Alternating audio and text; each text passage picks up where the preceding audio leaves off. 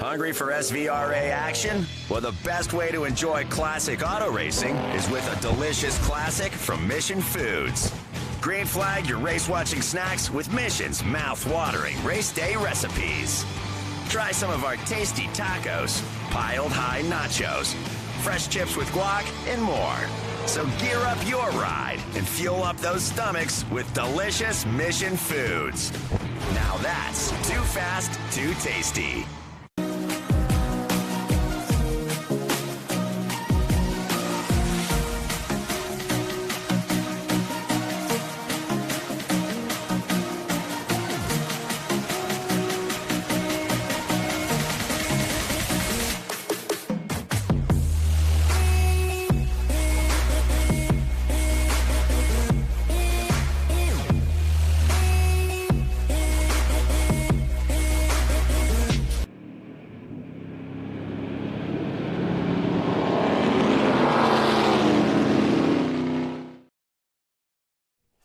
Good morning, everyone. Welcome to a beautiful day in New Orleans. You can see the Big Easy, the city of New Orleans, just in the background. But we are at NOLA Motorsports Park, a very revered racing track that has become well known over the last decade. And we're here for the Speed Tour to get things underway.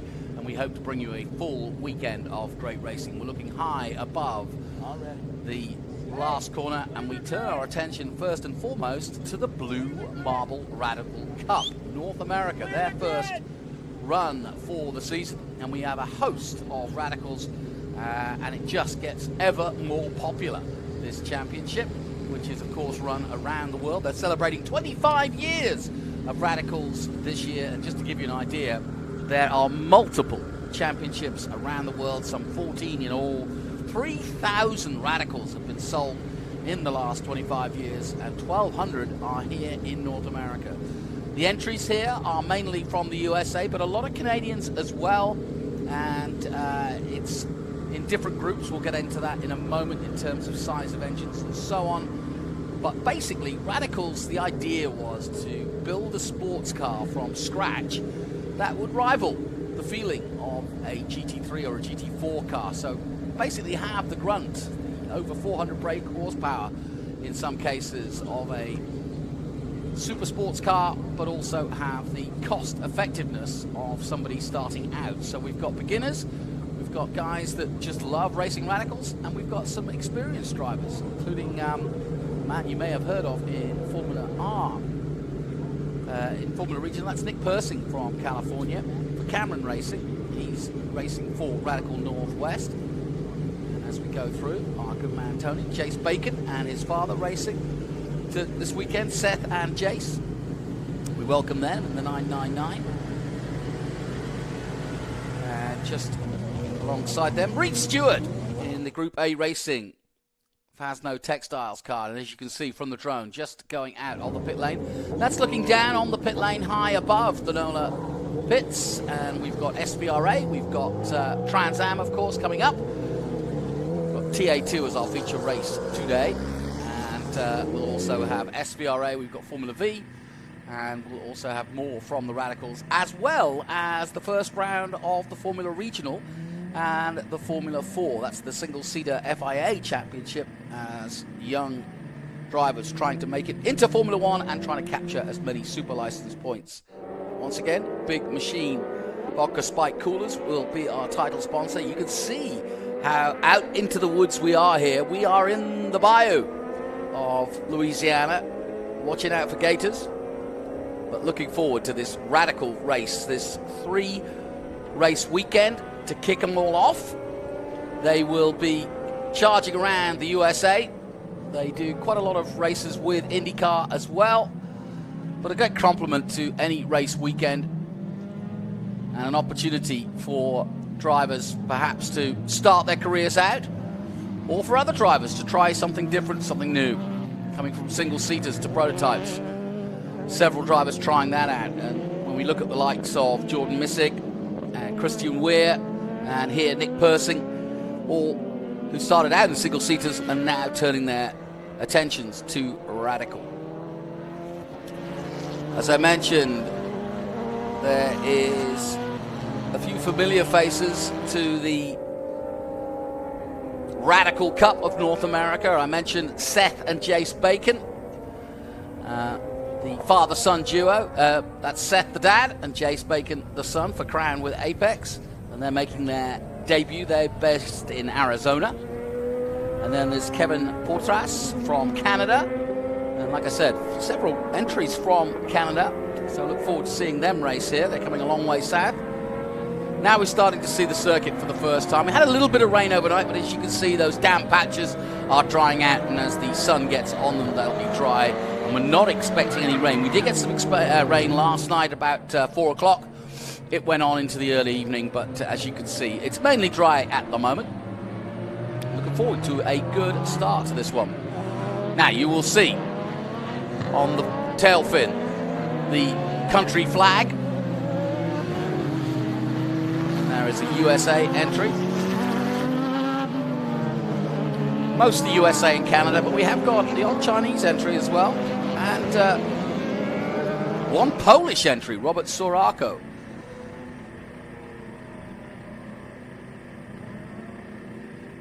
And we'll try to give you, that's a fantastic shot going through the end of the S's towards the final corner. Our commentary position just up at that final corner, and then you see this long straight which will really let these radicals open up a little bit. And like I said, such a popular championship this. It's just hit the right price point and hit the right imagination, if you will. 14 championships around the world with a network of 33 dealers in 21 countries. So there's no question that the success that started 25 years ago, mostly SR3s, that's what they're calling. Super Radical 3s, and there's the odd SR10 out there. And in a moment, we'll hopefully get the Global Motorsports Director, Tom Drewer, to join us here in the booth and tell us a little bit more about his series and how it's going. Now we see the other side of the track, and as you can see, as they go out of the first corner, they wind through the infield into this first right-hander, then very fast left-hander, into a elongated hairpin, and then an even bigger hairpin. And then you can see this almost triple apex to get onto the back straight. So, talking to the drivers yesterday, they were saying that the unique thing about this circuit is that you just don't get enough time to rest. The main straight is the one place you really get to rest, because even these fast corners here that you're seeing the cars coming through now as they start to line up, and this next one here that the pace car is going through, the lights off now on the pace car, are just kinks, really, and so they are flat out. And in an open wheeler, I was talking to Matthew Brabham, who of course is a Trans Am driver, but he has driven Indy Lights here, and he says these S's that we're going through now are flat out in a single-seater. So you can imagine the concentration is paramount. Now they're forming up 2 by 2, as you should. The pace car pulling away, and that gives the poleman a chance to lead this field around. Looking at the 37 of John Field for One Motorsports, the American, for Bricker Home Design, leading this field into the last complex here before the start. High above, fantastic shots here from the drone. And we're about to get underway with our first race of the day. A full race weekend here for the Speed Tour that includes SPRA, Trans Am, Formula 4, Formula Regional, and the Radicals.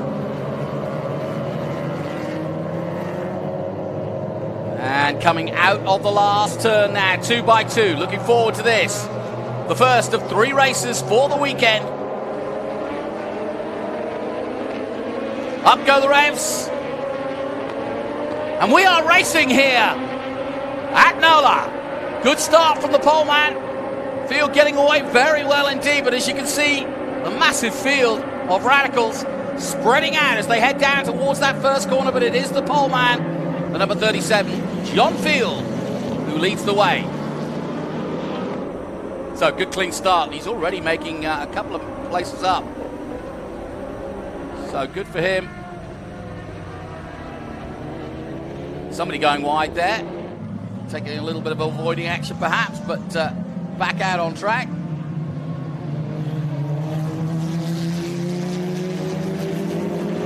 That's one of the Canadian entries. That's the 57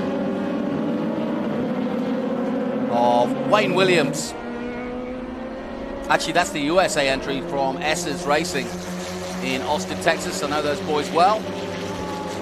Spent some time with them. Louis Schreiber going through for Rhino Racing. He's in an SR10, so we've got three different categories out here. The Pro 1340s, the Pro 1500s, which is the main category, and the Platinum drivers in the SR10, slightly more powerful, but it's the 37 of John Field in his Platinum SR10, leading the field at the moment. And a good battle starting to form here between first and second. 111 of Louis Schreiber right there with him. And you can see already as they come out of that last corner just how quickly this field has spread out. We've got a group of, 4 at the front, and they've gapped massively the group behind them as they are pushing on now with the more powerful cars. In the background there, the 88 just coming through shot. That's Danny Zielinski in the Wisco Racing USA entry. That's a 1500. That's the first of the 1500s. And he has also gapped those chasing him in the Pro 1500 class. I had a good look at the cars yesterday as they went out, and they're very trick indeed. They've got all the lights, ability to be road cars as well as race cars, but they are purpose-built for racing. And just a really simple dash, but a very modern dash. They've got the flipper gear changing, Hewland gearbox. So it's all state-of-the-art stuff. Whoa. Plenty of room to make mistakes, but also forgiving enough whereby you could be learning without scaring yourself.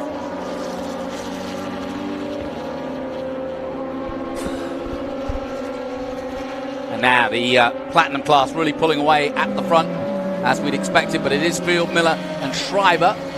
Then comes the 1500 of Deleski, Williams, Dersey, Strauss. A lot of talk about Strauss out there today. She's one of the competitors to become an ambassador for the series. That's Aurora Strauss for One Motorsports, sponsored by Richard Mill. Going well in 7th overall. But look at this racing. Great between the 4 of them here in this group.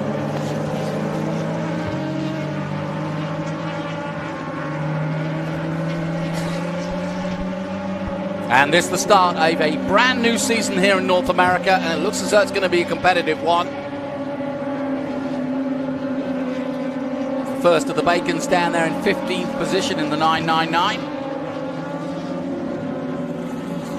That's Jace Bacon, remember, he and his father Seth fighting against each other. They lined up next to each other. There's the 73 of Kevin Portras for Canada. And the SR3.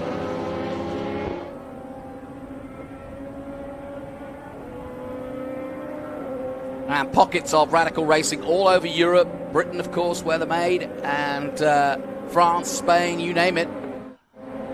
There's even radical racing in the Philippines, here in North America, and in Canada. And it's just grown exponentially over the last few years. Field now, though, with a 1.6 second lead after 3 laps at the front. And it's Schreiber in 3rd at the moment. Here he is. But it's a good battle for 2nd and 3rd between Miller and Schreiber at the moment. Field, though, has gapped them even further. We'll take a look at the gap as he crosses the line again. Just did so, coming into the first corner. And there's your leader in the 1500 class in 4th position overall. Here comes the 57. That's Williams. And then just behind there is Nick Persing in the 19. Now, this is an interesting story. Nick Persing for Cameron Racing, also racing in Formula Regional. He's been a multiple winner and podium maker in Formula Regional in the last couple of years in Formula 4. And the tall figure of Nick Persing, great to see him out there trying radicals for the first time. But been doing the whole series, so big move for him. And as you can see, handling it pretty nicely. So he's on double duty this weekend, so he's getting plenty of track time because his qualifying session is shortly after this. So he's certainly getting the time on track. I don't know if the braking points are anywhere near the same, or it helps or hinders his progress in single-seaters, but it's always good to get track time. There's no racing driver in the world that won't tell you that they need track time, and they do. This is great racing, good grip, good downforce levels, but very forgiving, these cars. Persing trying everything. Ooh, and a nice inside maneuver. Has he made it stick? Whoa, a little bit of touching there. Rubbings Racing, but that was a little tight. And through goes Nick Persing. Well, he made it stick just eventually, and once he got through, he was gone, but it took a little bit of touching for a moment.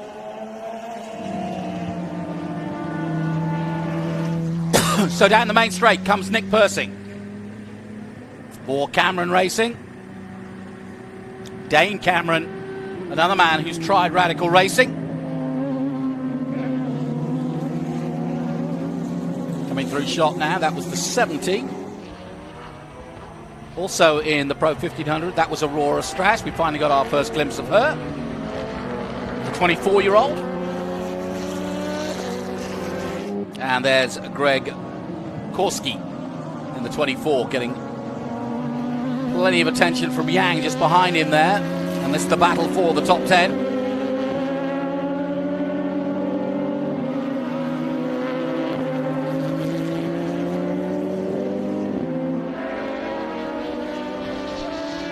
Meanwhile, out front, the gap between Field and Miller has grown to, 1.8 seconds now. And Miller and Schreiber still involved in their battle for second and third. That, of course, in the platinum field. Now we've got little pockets of racing all throughout this field. Still some 28 minutes to go, though, in this first of 3 races this weekend.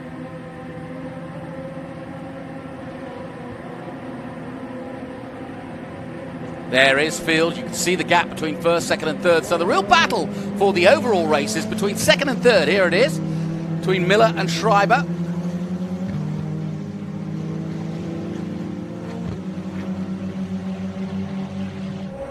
Miller trying every which way to get past him, but he can't find a way at the moment. Meanwhile, the 500 of Alan Miller. Trying to keep Louis Schreiber ahead of him as honest as possible. Rhino Racing versus One Motorsport. We've got several entries from One Motorsport, several entries from S's Racing in Austin, Texas. So each of the radicals has 2 or 3 teams that they enter. And coming through shot now, Danny Koseski in the Wisco Racing team for the USA. Nice colours.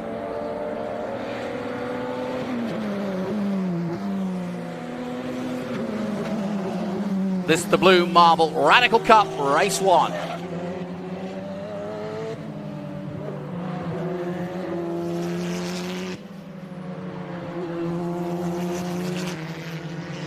Now, interesting on my readout, it tells me that Field has dropped to 4th and Wagner now leading. Well, I'll be interested to see if that's the case.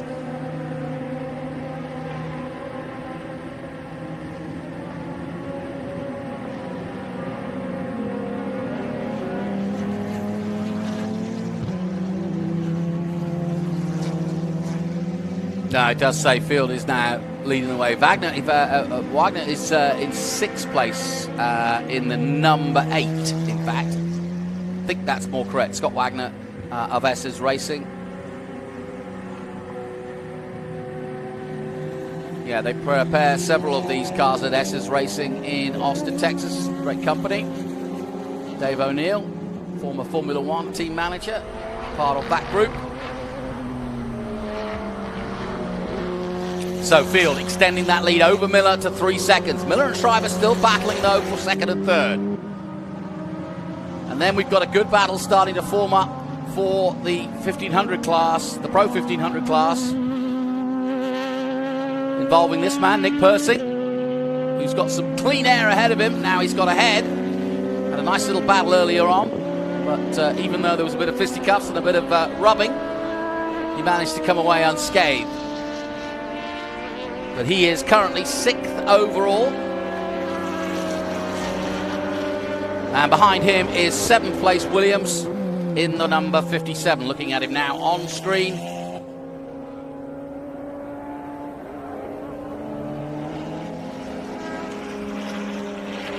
It's a great little battle. Look at that 5-way battle there.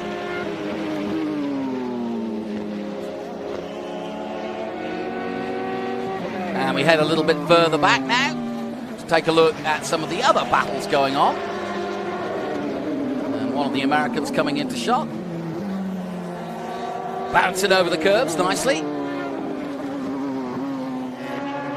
Nice to be precise as well though. That was Seth Braken, I think, just coming through.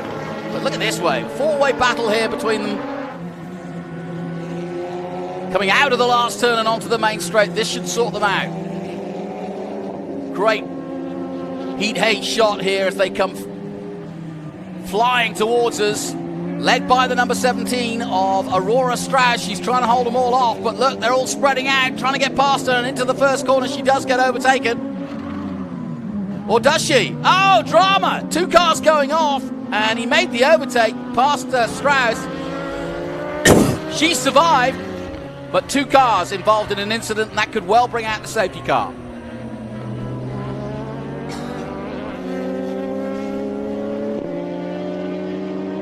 Well, getting through there unscathed, Robert Soroka.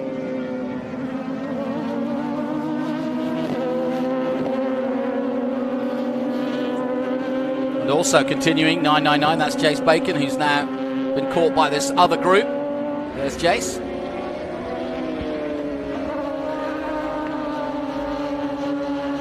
And there's the 20 of Austin Riley in the blue and Dayglow yellow. Can't miss him. Now the question remains, will they get the damaged cars out of the way before the end of this lap? So far so good, no safety been called just yet. And the battles continue. In the thick of that one, the 94 of Robert Soroka for Ryspek, a Polish driver, the only Polish driver. Down the main straight comes the 19. Persing leading this group.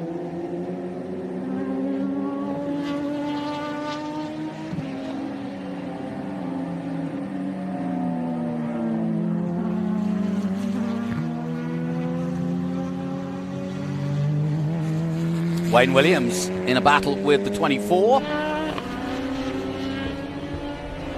of Greg Gorski. Different categories, but they're now starting to integrate, if you will.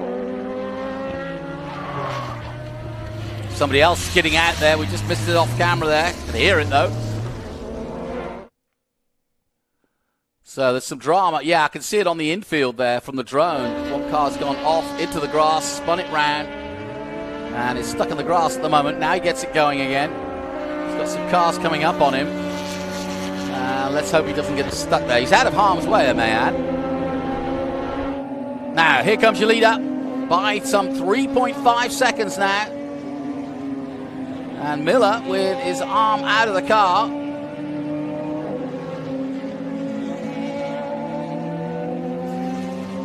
Schreiber still behind in third.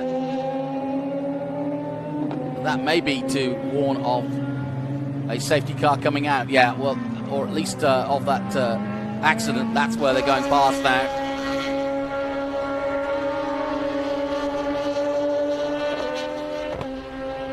So we are under caution, no surprise. Under caution now here in this first of 3 Radical races.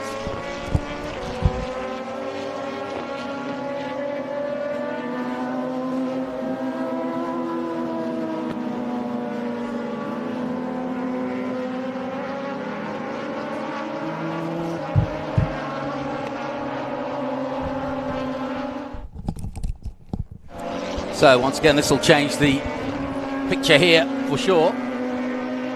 Now, I mentioned earlier that we might have a guest, and we do.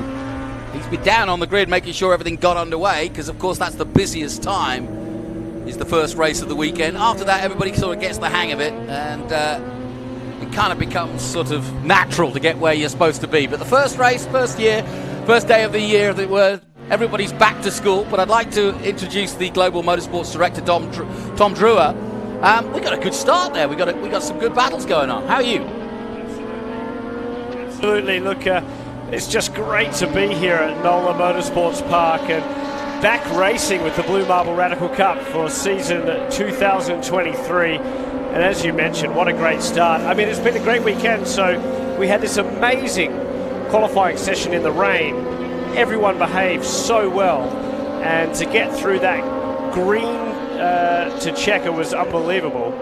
And already some strong battles, as you mentioned. John Field, the veteran prototype master, doing the business at the moment. But I'm really interested to see Duchelski versus Persing, 2 young guns that just seem to have an edge over the rest of the Pro 1500 field at the moment.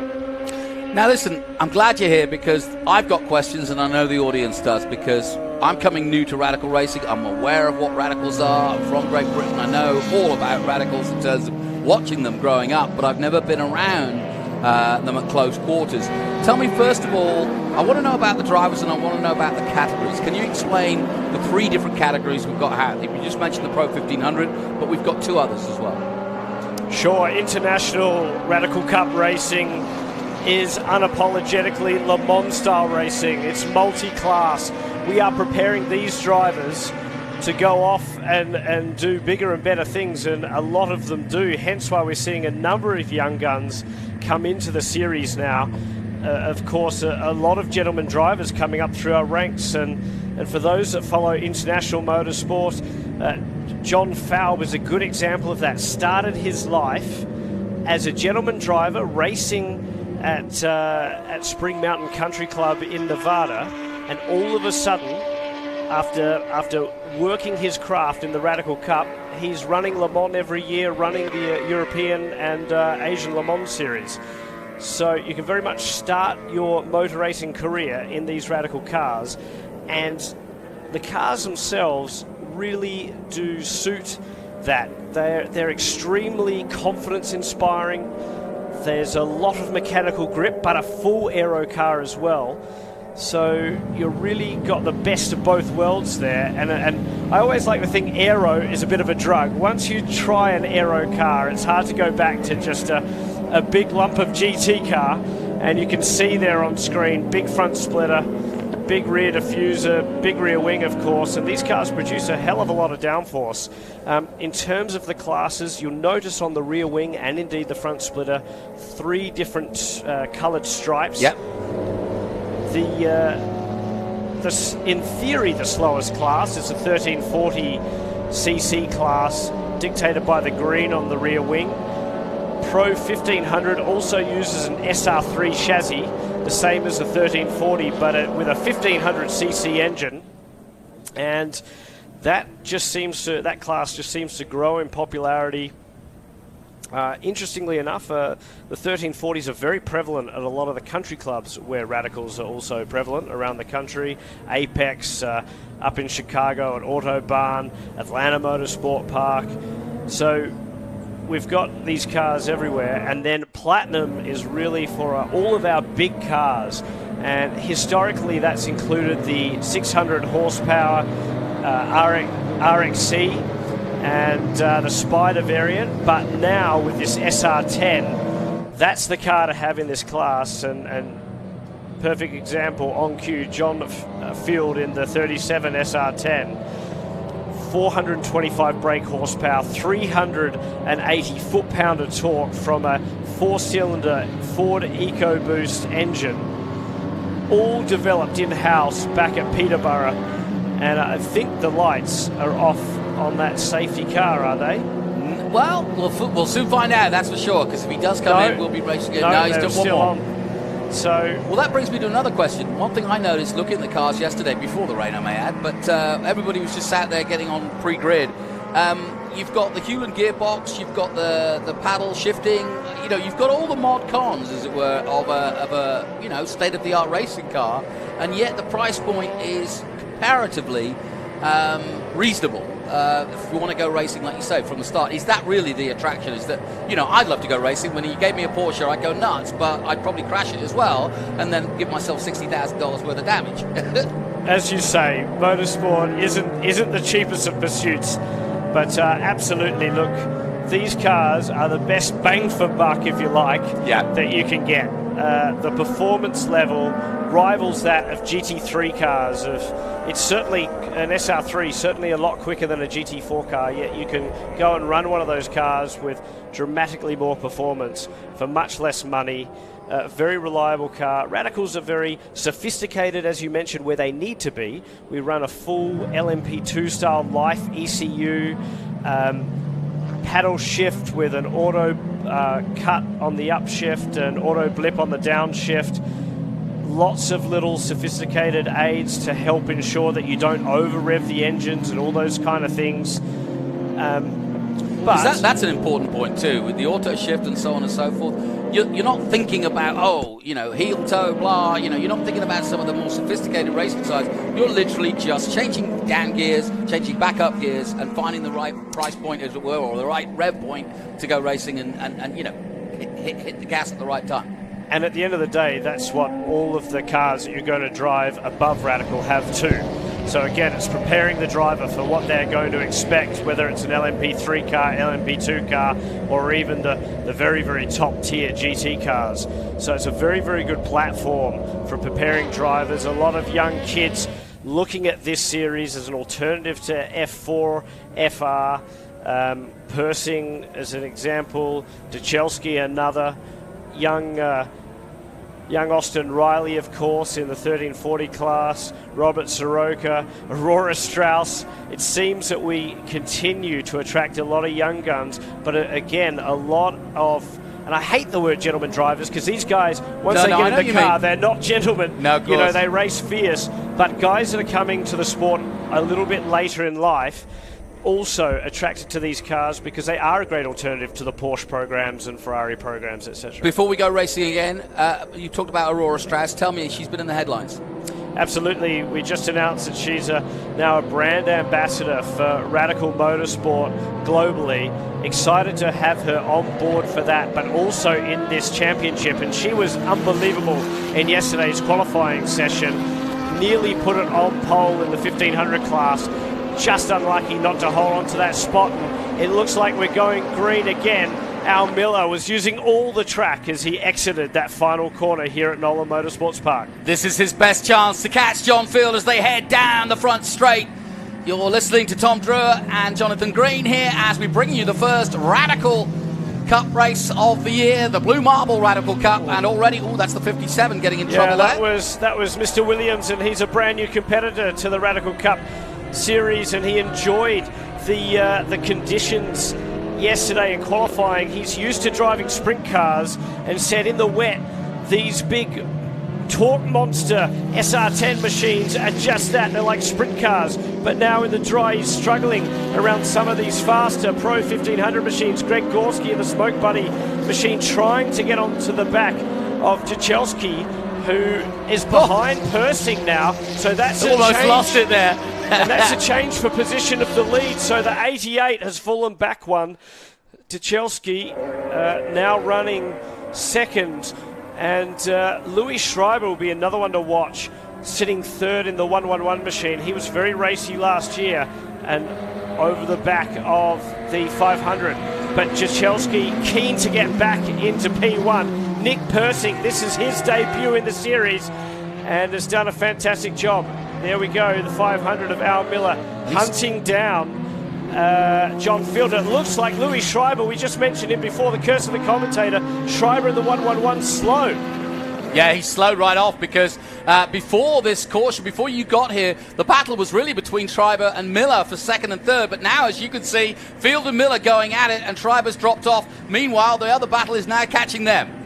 And really, this is putting a huge cat amongst the pigeons with the Pro 1500s, because Schreiber's just made a meal of that beautiful three-way battle. And in fact, Jachelski now coming under pressure from the 24 of Gorski. So whilst Persing has got the lucky break with the multi-class racing, it's Gorski who's going to have a crack at Jachelski in the 88.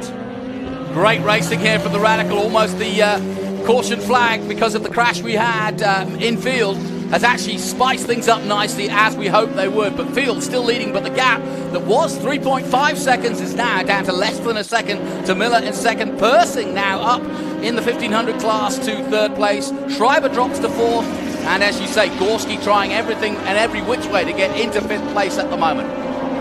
And I'm just looking a little bit back further in the pack, see who's leading the Pro 1340 class, and that's Jace Bacon in the 999, and he's right in the thick of the Pro 1500 classes. In fact, he's got the 2021 1340 champion behind him, Mike Anzaldi, now running in 1500s, and a lot of guys stepping up to Pro 1500 this year, and a pass we can see further back in the pack, and just ahead, or just behind that car was, I think that was Riley, young Austin Riley in car 20, a very distinct blue and yellow livery there, very, very bright on the racetrack.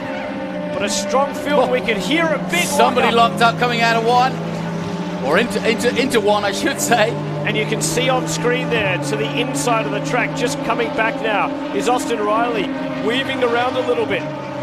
He's under pressure with a 27 behind him of Reed Stewart. Aurora Strauss keeping a couple of drivers at bay, and there's our leader in Pro 1340, the 999, Jace Bacon, his debut in the series, with father Seth Bacon behind. Boys, I loved it yesterday, and somebody else spinning out. Reed Stewart, so our rookie of the year from a couple of years ago. Reed Stewart just having a moment there, but Reed was impressive last year, and I gotta say, he has come on as a driver. It's a great example of being a novice almost to motorsport, jumping into the Radicals and immediately being around all of these competitive drivers and quickly stepping up the personal performance. And I guess what you're saying also, or what I'm reading into this, is that you could start off in 1300s and stay within the Radical fraternity, if you will, and go all the way up to platinum before you want to venture out of that, which gives a sense of comfort that you're in a group of people that you trust and know and have raced against before, and you're just going to progress bit by bit, and they'll tell you when you're ready to go up to the next level, right? Absolutely, and not only that, you can start locally, start at the country club, start with SCCA or NASA racing locally, step up to the big Blue Marble Radical Cup National Series, and then of course race around the world as well.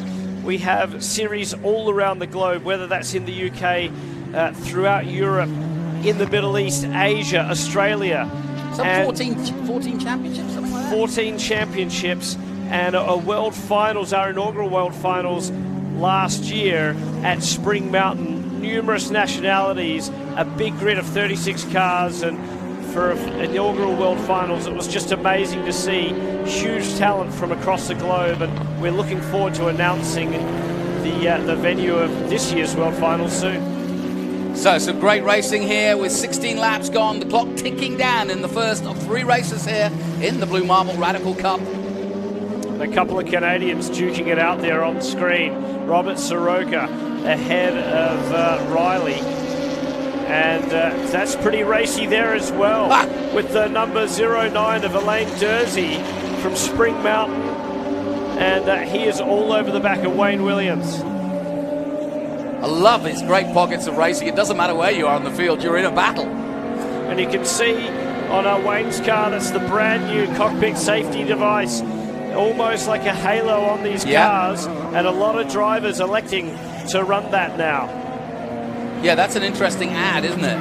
Very safe. Dursey going for a big move, and you could hear under brakes more squealing of the tyres, the Hankook tyres, as Al Miller runs a little bit wide. But interestingly enough, that means that Miller's fallen way back because he was behind or just in front of Greg Gorski. So John Field all by his lonesome now out in the lead. Louis Schreiber, after having a little bit of car trouble perhaps, sits in second.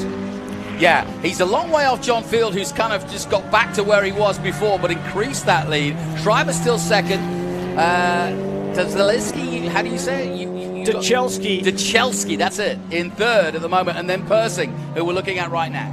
And Dechelski has got back ahead of Persing.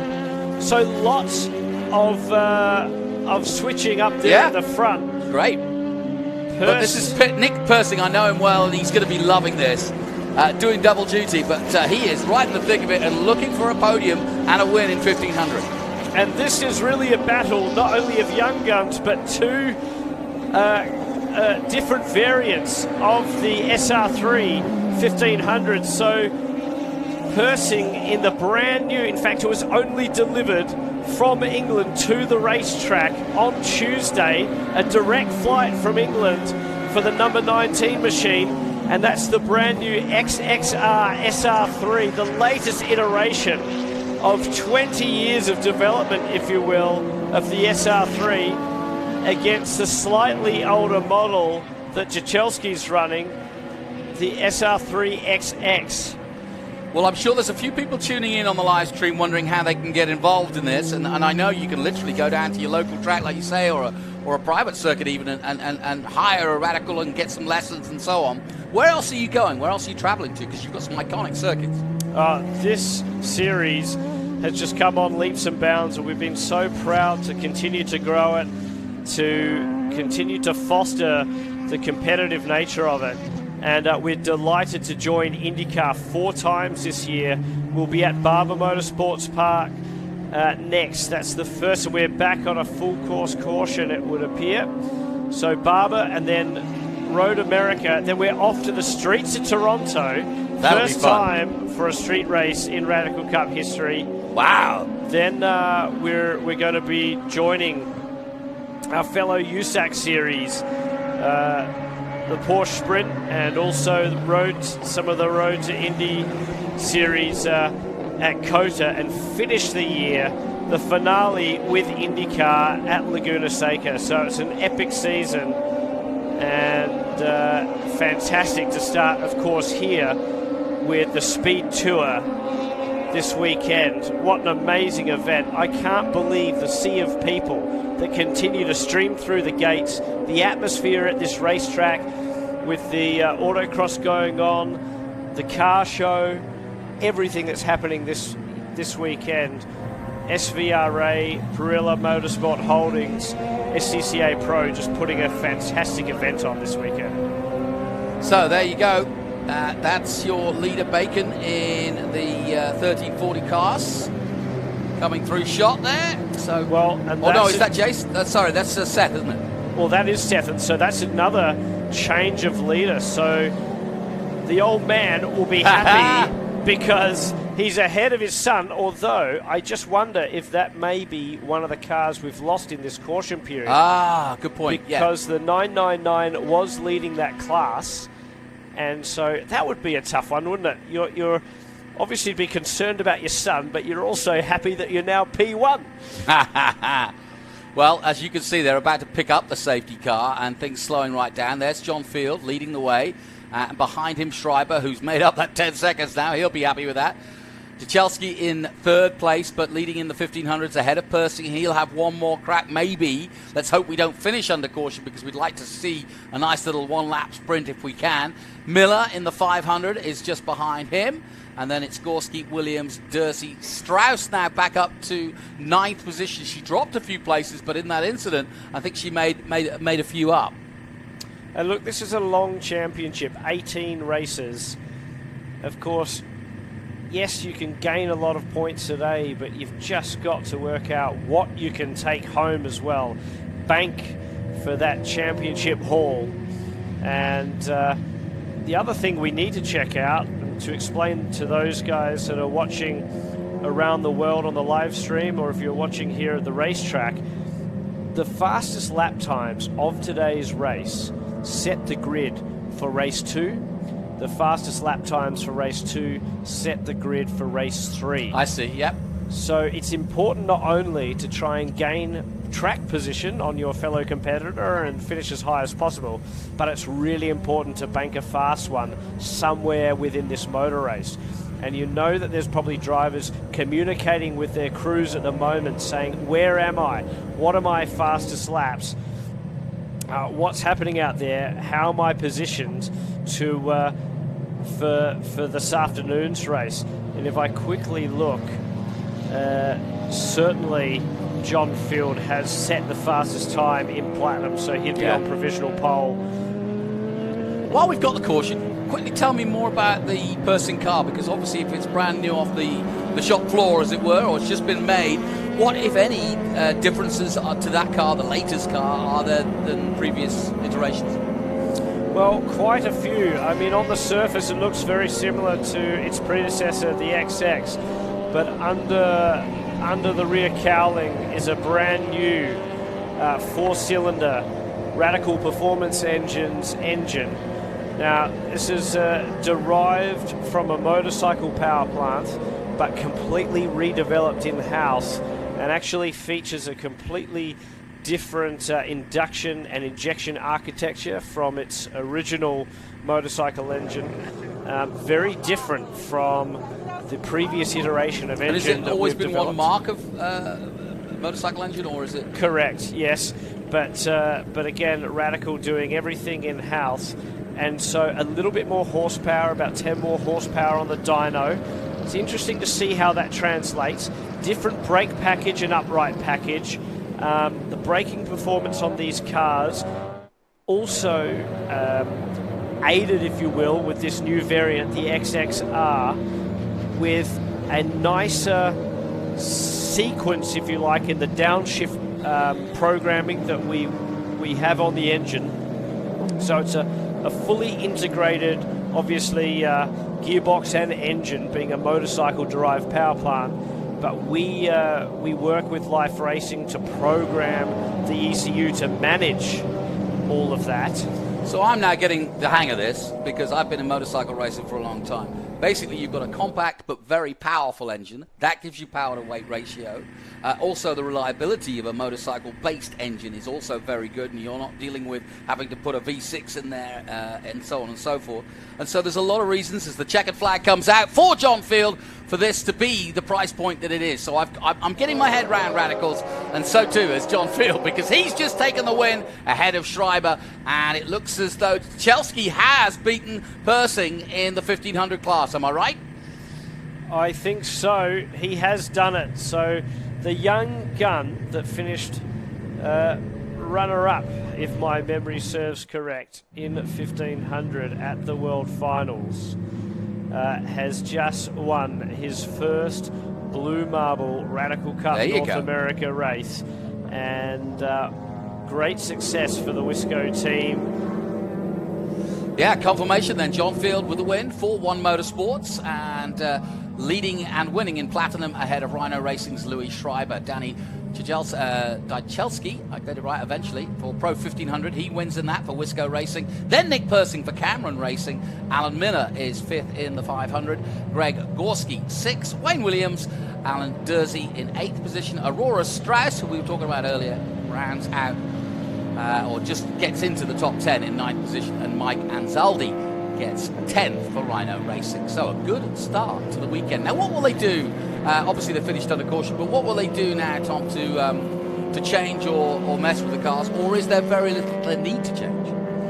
No, look, the cars have got a lot of adjustments, from three-way dampers, obviously, springs, bars, all sorts of things. But look, the cars are, generally pretty reliable. So the main thing will be just checking over these cars, making sure that everything is okay, that there hasn't been something abnormal going on, refueling them, checking the ride heights. That's something that we key on a lot in the scrutineering. Also just refueling and reviving these drivers after what has been some pretty fierce competition. Well, my thanks to Tom Drewer. We will be back with him and the Radicals later in the weekend. They've got 2 more races to come, but that